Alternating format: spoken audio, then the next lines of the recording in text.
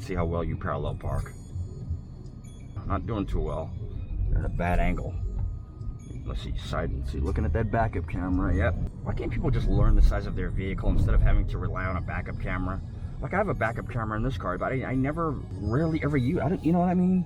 I use it to what it was meant to be used for, to determine the distance between my rear bumper and the front of someone else's car behind me, or whatever else is behind me. So I'm backing up, you know? A wall, a parking block, something like that, so I don't smash into stuff. You determine exactly the distance between the back of your car and whatever's behind you. But people, they use it as a substitute, not a supplement. A substitute for, you know, knowing how to control your vehicle properly.